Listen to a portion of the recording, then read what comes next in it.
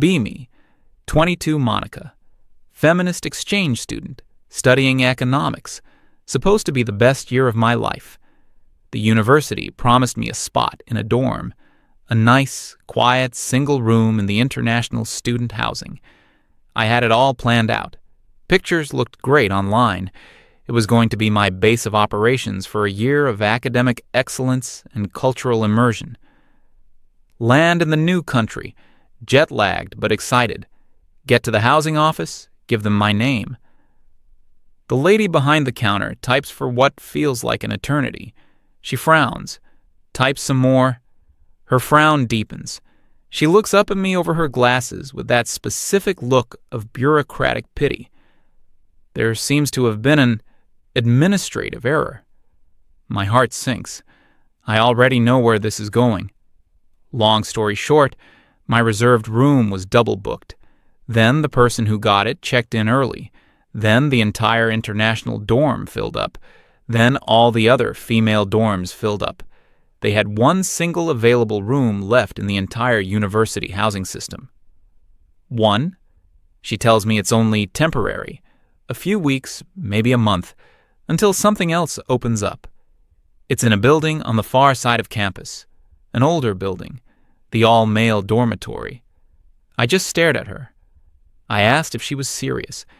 She assured me she was, and that there was nothing else she could do. My mind was racing. An entire building full of guys. The noise, the mess, the constant low-level aggression I'd read so much about. It felt like a trap. I protested, of course. I mentioned safety concerns, privacy, the basic principle of the thing. All I got was a helpless shrug and a form to sign. Looked up the cost of renting an apartment off campus. My scholarship and savings would be gone in 2 months, tops.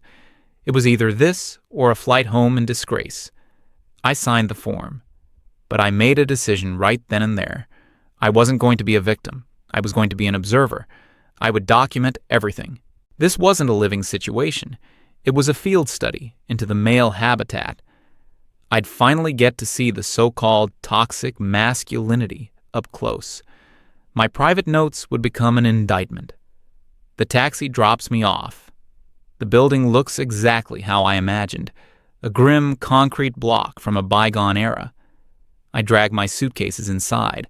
The smell hits me first. It's a complex blend of stale pizza, some kind of industrial-strength deodorant, and a faint underlying note of damp towels. The hallway is long and dimly lit. Doors are covered in band posters and faded memes. From behind one, I can hear the sounds of a video game, shouts not of anger, but of intense concentration and occasional frustration. I find my room at the very end of the hall. It's small, sparse, with a window overlooking a parking lot. It's a cell. I unpack, feeling a growing sense of dread. This is going to be a long year. The first few days, my worst fears were confirmed. The place was a case study in entropy. The shared kitchen was a disaster zone. The sink was perpetually filled with a random assortment of plates and pans. The counter was sticky. The trash can was overflowing, with a sort of satellite system of pizza boxes orbiting it. Classic. The weaponized incompetence I'd heard about, the expectation that someone else, a woman, a cleaner, a magical kitchen fairy, would eventually deal with it. They were so used to being catered to, they didn't even see the filth they lived in. I documented it all with pictures on my phone. Exhibit A. The bathroom was functional. That's the best I can say. Someone was at least cleaning it on a schedule, but the ambient chaos was ever present. I decided to conduct my first real experiment, a simple one. I made myself a cup of tea, drank it in my room. Then I took the empty mug, rinsed it lightly, and placed it in the already full sink. Just one mug. My mug. My hypothesis. It would sit there until it grew its own civilization. It would become a silent testament to their collective apathy. I gave it a week, maybe 2. The next morning, I went to the kitchen to get some breakfast. I glanced at the sink. My mug was gone. I felt a small, weird jolt of confusion. I looked around. There it was, sitting on the drying rack next to the sink. Perfectly clean, perfectly dry, sitting alongside a few other plates and bowls. My mind immediately started searching for an explanation. It had to be an outlier, a statistical anomaly. Maybe there was one guy on the floor who was a neat freak. Maybe his own mess tolerance had been breached and he'd washed everything in a fit of pique. It didn't fit the narrative. I decided to watch. That evening, I left my door slightly ajar. My room had a decent view of the kitchen entrance. Around 7 p.m., a guy I'd mentally labeled Brett walked in. He was one of the bigger guys on the floor, always in gym shorts and a tank top, the stereotypical jock, basically. The kind of guy who probably thought feminism was a brand of shampoo. I watched as he started cooking. He had a huge container of chicken and what looked like a dozen eggs. The whole process was methodical, efficient. No mess, no fuss. When he finished, he ate standing at the counter, scrolling on his phone. Then he went to the sink. He washed his pan, his plate, his fork. And then he just kept going. He put on a pair of headphones, turned on some music, and washed every single dirty dish that was in the sink. A pan left by someone else, a couple of bowls, a cutting board. He didn't sigh. He didn't mutter under his breath. He didn't make a big show of it. He just cleaned everything, wiped down the counter, put the drying rack in order, and left. The entire process took maybe 15 minutes. It was a quiet act of service, performed for no audience, except for me, the secret one. I sat in my room, completely baffled. This didn't compute. Where was the entitlement? Where was the expectation that someone else would clean up after him? He hadn't just cleaned his mess. He'd cleaned up the collective mess without complaint. I wrote it down in my notes, but I couldn't categorize it. It was just an anomaly. A week or so later, I had my next strange encounter. I was walking down the hall, coming back from a late class. One of my neighbors, a guy from a few doors down, was coming out of his room. I hadn't really interacted with him. He was quiet, always looked at the floor when he walked, and generally seemed to want to be invisible. I'd pegged him as one of the potentially dangerous ones, the quiet, resentful type. I named him Anthony in my notes. The hallway is narrow. We were on a direct collision course. I instinctively tensed up, ready for that awkward shuffle, or worse, for him to just barrel through, expecting me to be the one to move. The classic male assertion of physical space. Instead, the moment he saw me, he stopped.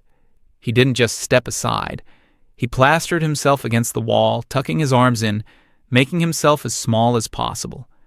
He looked down at his shoes, waiting for me to pass.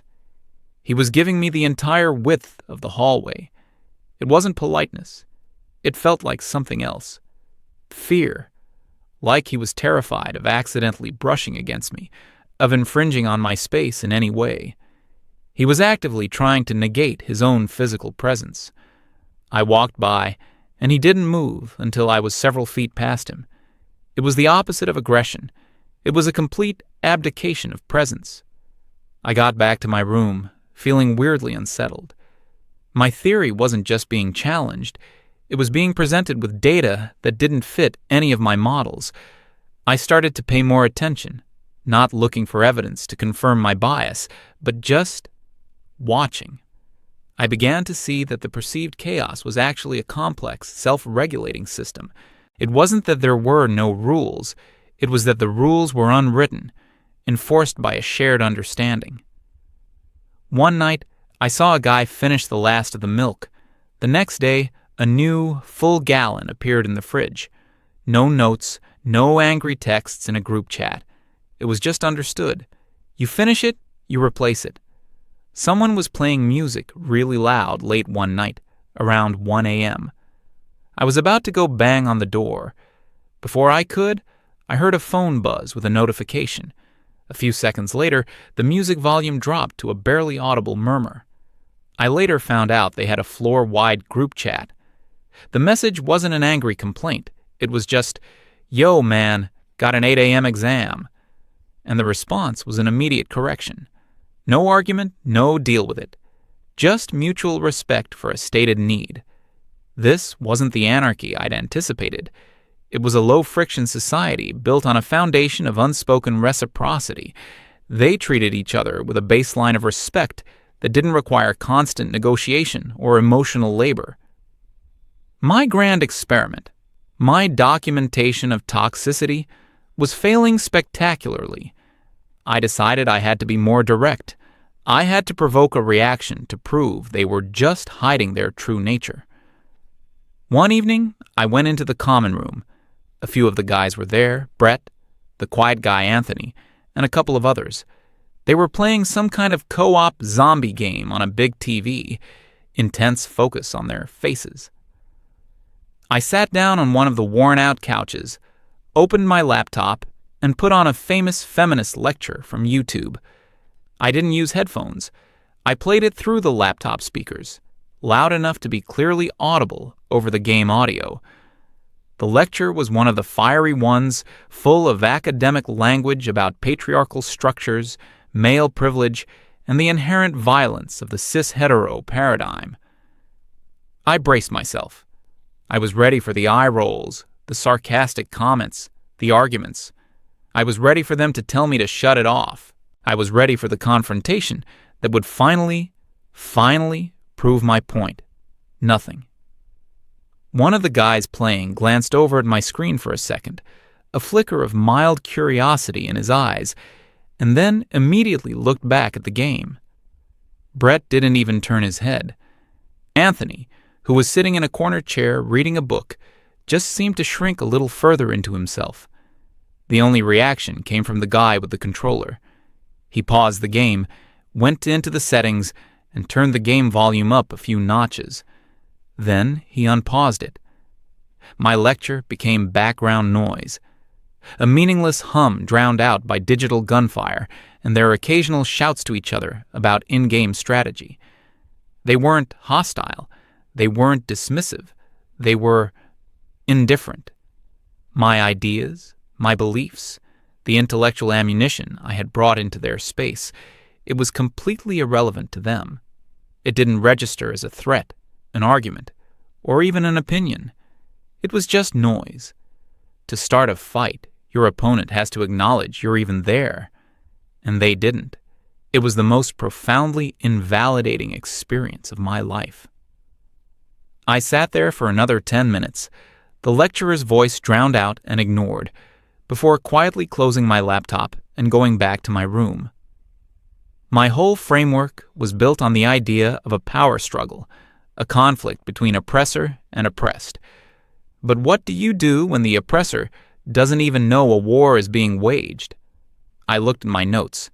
Experiment number 3, ideological provocation. Result, failure. Subjects exhibit extreme apathy. I felt a deep, frustrating confusion. My project was falling apart.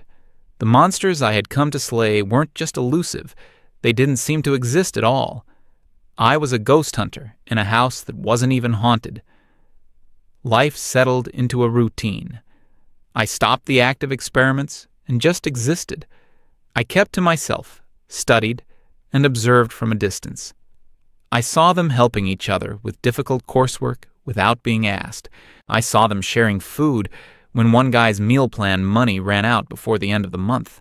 I saw their stress before big exams, the way they'd look out for each other, making sure the coffee pot was always full during finals week.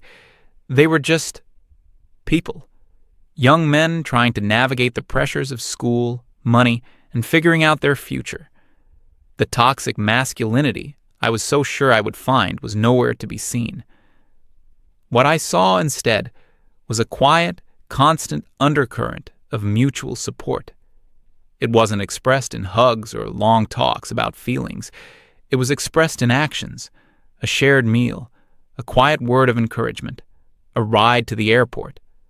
My worldview was cracked, the foundations crumbling, but I still wasn't ready to abandon it. I told myself I just hadn't seen the right trigger yet. Under the right pressure, the facade would crack, and the truth would come out. Then, sometime last month, the pressure came, and the facade did crack. But what was revealed underneath was not what I expected at all. The guy who became the center of it all was named Ricky. If the dorm floor had a social hub, he was it. Always cheerful, always had a story to tell. He was the one organizing movie nights in the common room or getting a group together to order food. He wasn't loud in an obnoxious way, just present. He had a kind of effortless charisma that made people feel included. Even I, in my self-imposed exile, had exchanged a few friendly greetings with him. He seemed like a genuinely good-natured person. That's why it was so noticeable when he disappeared. One day, he just wasn't around. The usual laughter in the hallway was gone. The door to his room, usually open, was firmly shut. The first day, nobody thought much of it, probably sick or buried in coursework. The second day, a quietness settled over the floor. It was a subtle shift, but I felt it. The atmosphere was heavier. By the third day, there were hushed conversations in the kitchen that would stop the moment I walked in. I knew something was wrong. My first instinct, conditioned by my old mindset, was that he'd done something. A fight, a drunken mistake, something that would reveal the true nature I had been looking for. I just had to wait for the details to emerge. It happened late one night. I couldn't sleep and went to the kitchen for a glass of water. The lights were off, but I could see two figures sitting at the small table in the dark, illuminated only by the glow from the window. It was Brett, and another guy I knew was studying law, Sam.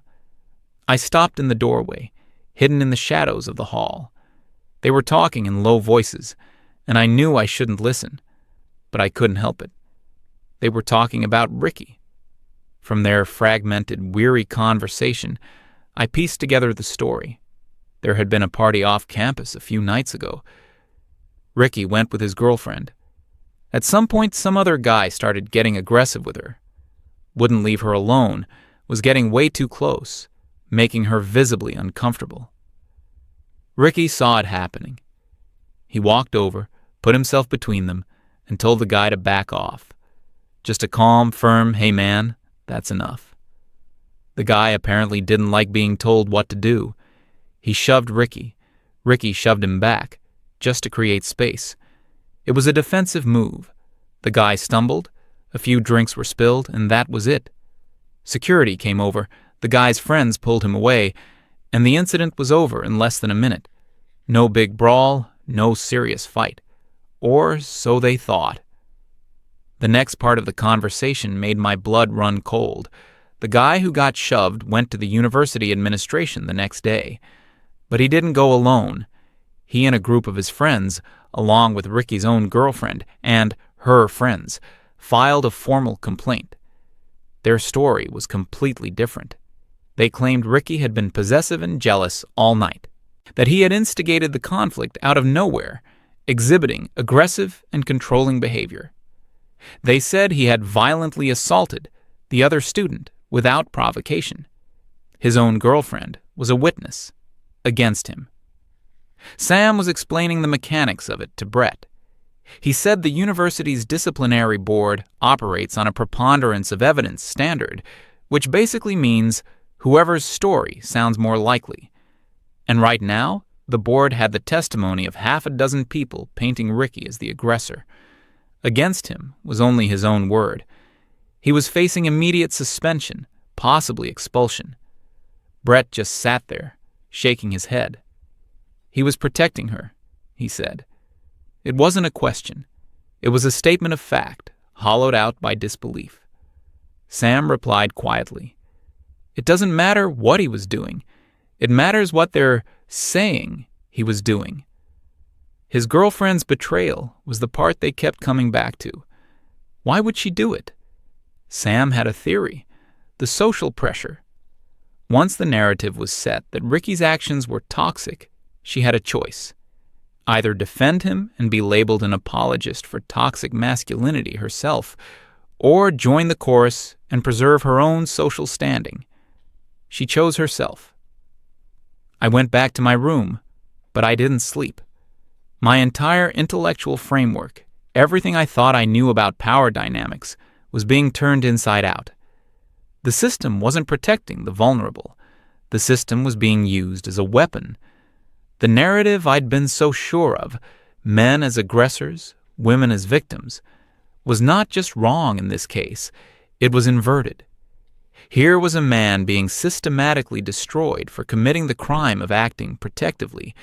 He was being sacrificed on the altar of an ideology that demanded a villain, and he was the most convenient one available. The next day, I saw Ricky. He was walking back from what I assumed was a meeting with the dean. He didn't look angry. He looked broken, like he couldn't comprehend how the world had shifted under his feet. The cheerful light in his eyes was gone, replaced by a haunted, confused emptiness. This was the moment I had been waiting for, the pressure point. I watched to see how the other guys would react. Would they mock him for being weak? Tell him to man up? Would they abandon him, afraid of being associated with him? They did none of those things. What they did was something far more powerful. They built a silent fortress around him. The next few days were a masterclass in unspoken male support. I saw Brett cook a huge meal, way more than he would eat himself. He filled a plate, walked down the hall, and just left it outside Ricky's closed door. He didn't knock. He didn't say a word. He just provided for him. Sam spent hours in Ricky's room. I'd see him go in with a laptop and a stack of papers and come out much later, looking exhausted. He was providing his expertise, his time, his knowledge, trying to navigate the bureaucratic maze that was threatening to swallow his friend. The other guys on the floor changed their behavior. The music was kept low. The usual rowdiness in the common room was toned down. It wasn't a somber mood, exactly. It was a mood of quiet solidarity. When Ricky did emerge from his room to go to the kitchen or the bathroom, no one stared. No one asked probing questions. They'd just give him a quiet nod, a simple, "Hey man." They were treating him normally, refusing to let the accusation define him. They were holding a space for him, reminding him that in this building he was still one of them, regardless of what the outside world was saying. They weren't talking about their feelings. They were acting on them. Loyalty, support, and protection were not abstract concepts. They were a plate of food, a legal argument, a respectful silence. I was just an observer, a foreigner watching a tribal ritual I was never meant to understand. I felt powerless, and for the first time, I felt ashamed of my initial mission. I had come here looking for toxicity, and instead, I had found a quiet, profound display of honor. These young men, whom I had written off as privileged and problematic, were showing more integrity than any of the academic theories I had studied. A few days later, I saw something that pushed me from observation to action. I was walking past Sam's room. His door was open, and he was talking to Brett. He was holding his phone, showing Brett the screen. I only caught a glimpse, but it was enough. It was a screenshot of a text conversation. A friend of a friend had sent it to him. It was from Ricky's girlfriend, sent to one of her friends. I couldn't read the whole thing, but one sentence was burned into my memory. I know he was just defending me, but everyone is saying he was toxic, and if I don't agree, they'll come after me too. The smoking gun. It was proof. Proof that this was all a lie, a social cascade of cowardice and self-preservation. Proof that Ricky was telling the truth. Sam and Brett looked defeated. They had proof, but what could they do? If they revealed the screenshot, the person who sent it would be targeted. It was inadmissible, unofficial, just a piece of digital gossip that confirmed a tragedy. That night, I sat in my room, staring at my laptop. My hands were shaking. I could do nothing. I could remain the neutral observer. It wasn't my fight. but I thought about the hollow look in Ricky's eyes. I thought about Brett leaving the plate of food. I thought about Sam sacrificing his study time. I thought about the truth. I opened a new document. I created a new anonymous email address. I wrote a letter to the head of the university's disciplinary committee. I kept it short, factual, and emotionless. I identified myself only as a student who had overheard several conversations regarding the incident. I laid out the version of events I had heard from Sam and Brett. I didn't name them. I described how Ricky had intervened non-violently at first. I described how the story had been twisted. And then, the final paragraph. I stated that I had reason to believe that the primary witness, the girlfriend, was giving a coerced testimony due to social pressure. I wrote that there was likely digital evidence, text messages, that would corroborate this, and that the committee had a duty to perform its due diligence by seeking it out. I read it over a dozen times. Then I clicked send. For a week, nothing happened. The quiet tension on the floor remained. Then, one afternoon, I saw Ricky walk out of his room. He saw Sam coming down the hall. He just looked at him and nodded. And for the first time in weeks, I saw a flicker of relief on his face. A small, almost imperceptible smile. The rumor mill started up again, but this time the news was good. My anonymous email must have landed on the right desk. Someone with a conscience, maybe. The committee had postponed their ruling and launched a procedural review. They had started re-interviewing people. The official story was starting to crumble under scrutiny. The charges weren't dropped immediately, but the threat of expulsion was gone. It was clear the university knew the case was a mess and wanted it to go away quietly. Life on the floor slowly returned to normal. The music got a little louder. The laughter came back. No one ever mentioned my involvement. No one knew. It was my secret, my one small act of atonement. I deleted all my old notes, the photos of the messy kitchen, the descriptions of my failed experiments, my catalog of imagined slights, all of it. It felt like shedding a skin. The person who had arrived here, so sure of her worldview, so ready to find monsters, was gone. I realized I hadn't come here and found a den of toxicity. I had found a community that functioned on a simple, unspoken code, a code of loyalty, mutual support, and quiet strength.